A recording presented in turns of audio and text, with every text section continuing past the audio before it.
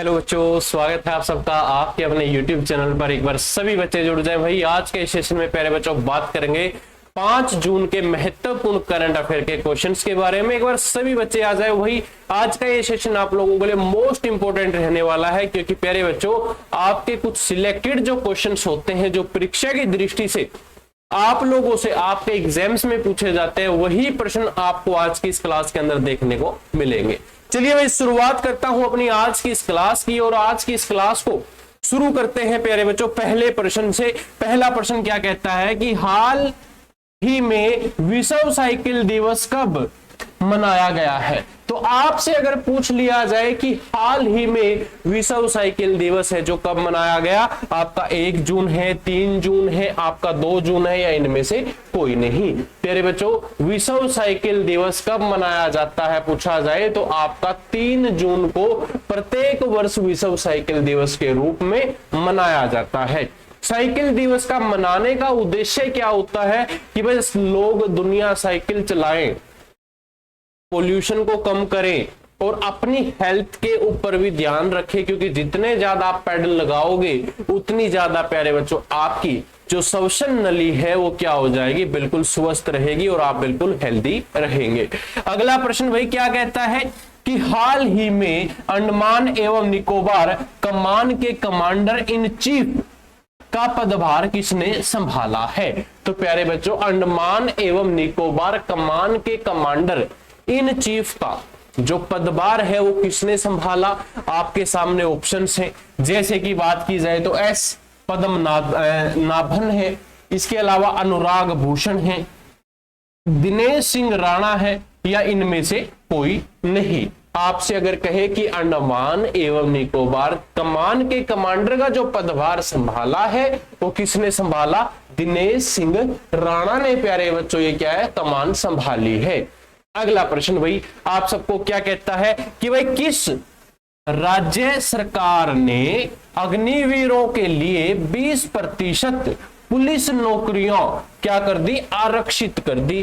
भाई एक ऐसी सरकार है भाई जिसने क्या किया, अगर आप अग्निवीर हैं, अगर आप भारतीय सेना के अंदर अग्निवीर हैं और वहां से जब आप छुट्टी होकर आ जाते हैं, अपने कार्यकाल को पूरा करके आ जाते हैं, तो आपको एक राज्य सरकार ऐसी है जो आपको पुलिस की नौकरी में 20% क्या दे देगी, आरक्षण दे देगी। अब प्यारे बच्चों ये 20% क्या मिलेगा आपको, आरक्षण मिलेगा यहाँ पर। और पूछ लिया जाता है कि जो ये 20% आरक्षण है क्या आपकी बिहार सरकार देगी, उत्तर प्रदेश देगी, पश्चिम बंगाल देगी, या इनमें से कोई नहीं। तो भाई 20% जो आरक्षण है यूपी सरकार देगी। उत्तर प्रदेश सरकार ने क्या कहा, अगर आप अग्निवीर हैं और अपना कार्यकाल पूरा कर कर आप अपने राज्य में वापस आ जाते हैं तो प्यारे बच्चों आपको क्या मिलेगा, उत्तर प्रदेश सरकार में, उत्तर प्रदेश पुलिस में 20% का आरक्षण दे दिया जाएगा। अगला प्रश्न भाई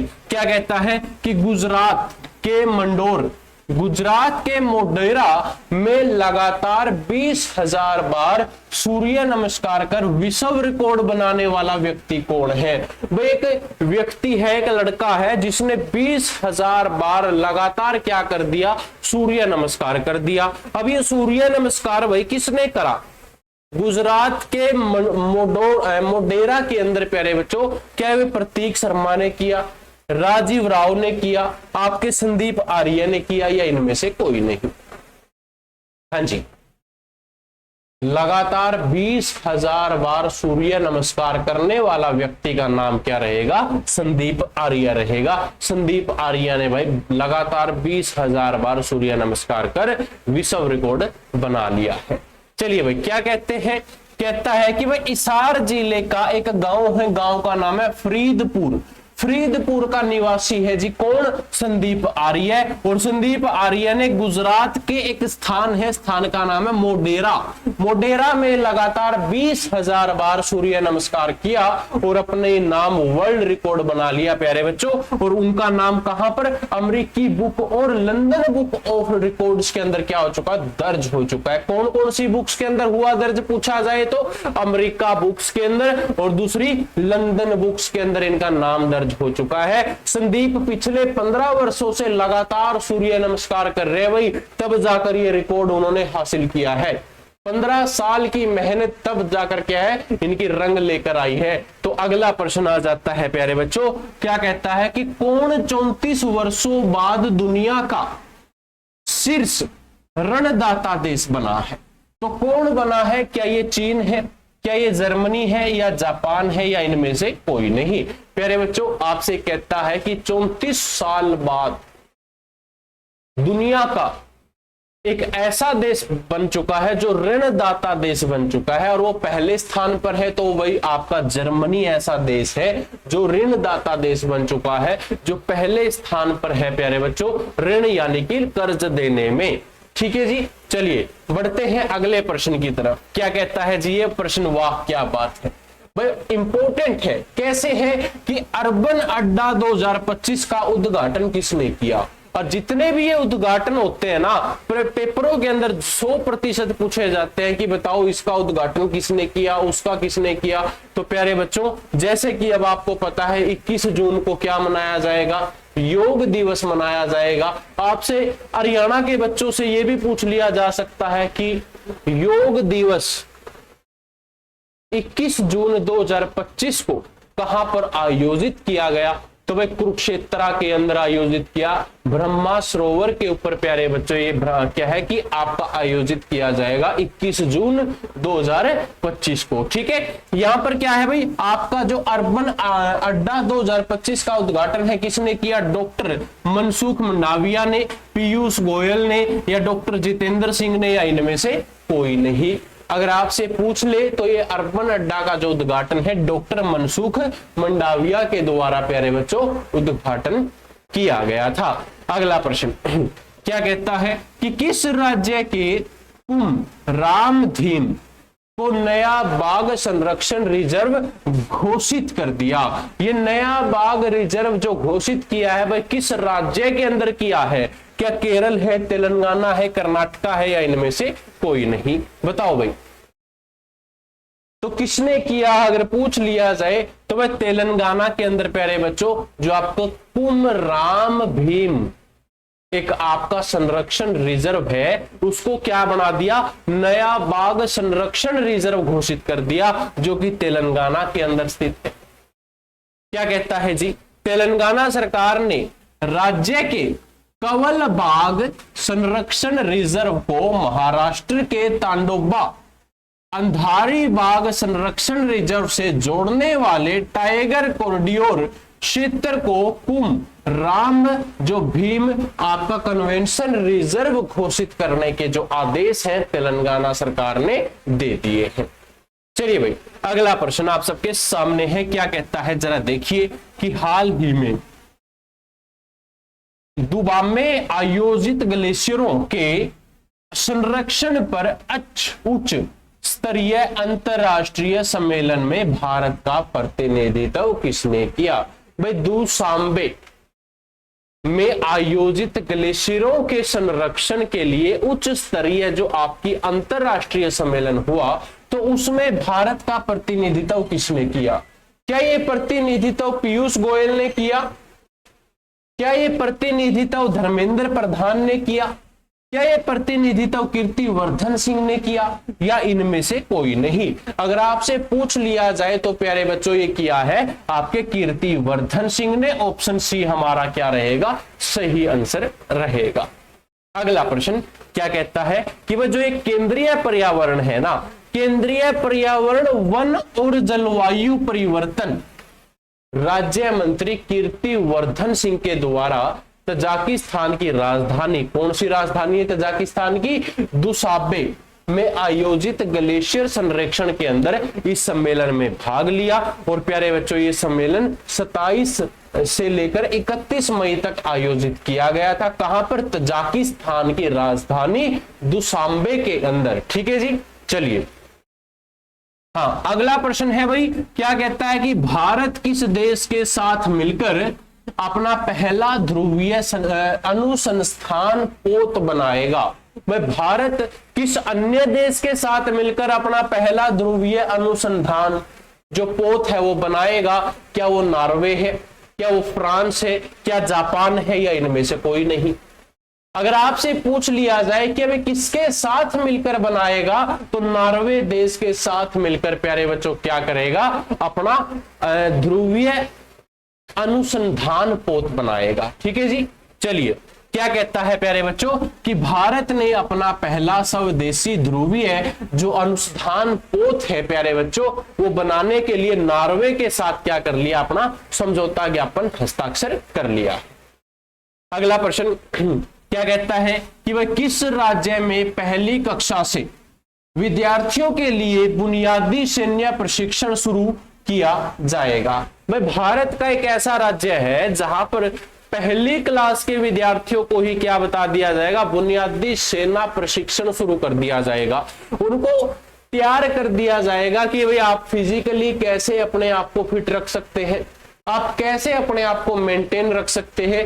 क्या वो बिहार सरकार के द्वारा, पंजाब के द्वारा, हरियाणा के द्वारा या महाराष्ट्र के द्वारा किया जाएगा, बताओ किसके द्वारा होगा, तो भाई महाराष्ट्र के द्वारा क्या किया जाएगा, पहली कक्षा के बच्चों को बुनियादी सेना प्रशिक्षण जो है शुरू करवा दिया जाएगा। ये वही बात कह रहा है, राज्य के अंदर ये क्या है आपका, जैसे कि एनसीसी कैंडिडेट होते हैं, जो एनसीसी के कैंडिडेट्स को पूरा प्रशिक्षण दिया जाता है आर्मी का, तो वही तरीका प्यारे बच्चों पहली कक्षा से इनका क्या कर दिया जाएगा, शुरू कर दिया जाएगा। ठीक है।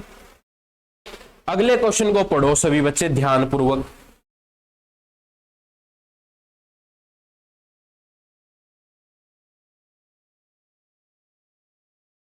क्या कहता है अगला प्रश्न कि भाई खीर भवानी मेला जो आपका हर्षोल्लास के साथ मनाया जाएगा, जो ये खीर भवानी मेला है हर्षोल्लास के साथ कहां पर मनाया जाएगा, सिक्किम, उत्तराखंड, जम्मू कश्मीर, या इनमें से कोई नहीं। तो खीर भवानी मेला प्यारे बच्चों जम्मू कश्मीर के अंदर हर्षोल्लास के साथ मनाया जाएगा। ये आप लोगों के लिए इंपॉर्टेंट है, आप सबको पता होना चाहिए। क्या कहता है कि जम्मू कश्मीर में एक स्थान है जिसको हम क्या कहते हैं, गंदेर बल जिले के नाम से जानते हैं, और वहां पर प्यारे बच्चों पवित्र मंदिर है माता रागन्या देवी का, और वहां पर ही प्यारे बच्चों ये जो पर्व है या ये पारंपरिक, अगर आप इसको उत्सव कहेंगे तो ये मनाया जाता है। ठीक है। अगला प्रश्न क्या कहता है जी, भाई किसने नॉर्वे शतरंज क्लासिक टूर्नामेंट जीता है, तो ये किसने जीता है, क्या ये सेम सेवियन ने जीता है, डी मुकेश ने जीता है, या फिर आपके गेंसन कार्लसन ने जीता है, या इनमें से कोई नहीं। प्यारे बच्चों भाई नॉर्वे जो आपका शतरंज क्लासिक टूर्नामेंट हुआ वो किसने जीता, तो डी मुकेश के द्वारा प्यारे बच्चों वो जीता गया था। ठीक है।